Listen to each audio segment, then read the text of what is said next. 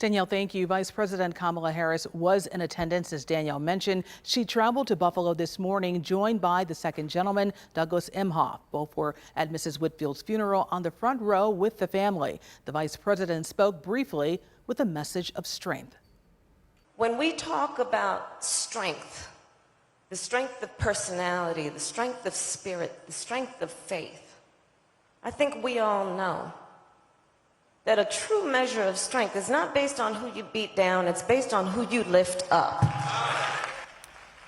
And after the funeral, Vice President Harris and the second gentleman visited the growing memorial to the victims outside of the Tops on Jefferson Avenue. They also took some time to meet with families of some of the other victims from the tragedy.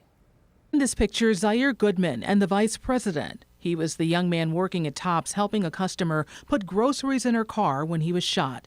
His mother talked to us about that meeting with the VP. She said that she was sorry for what happened to him and that she wanted to work to make things better in dealing with domestic terrorism. And Zaire said he wants to help.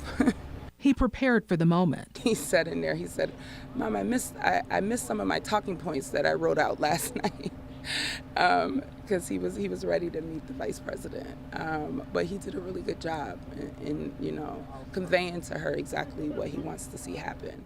Pearl Young and Marcus Morrison were among the 10 people killed. I spoke with their relatives who also met with the Vice President Kamala Harris. It felt like we were relevant. It felt like we were important. There was another massacre that just happened in Texas, and she was here. And she was shaking our hand, and she was looking us in the eyes, and she was asking us, what can I do? It was brief, but it won't be the last time. And one of the most important things, I believe, is the anti-hate crime bill, because the person who came here and committed this crime, it was purely because of racism.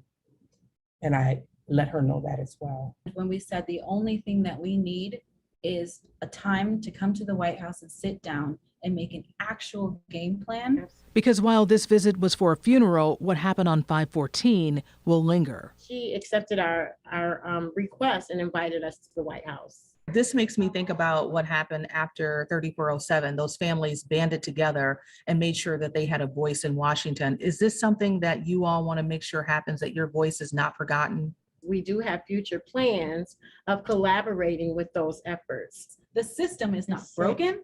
The system is working exactly like the system was supposed to work. The system needs to be broken down and redone again. Domestic terrorism is needs alive to and be the well. focus.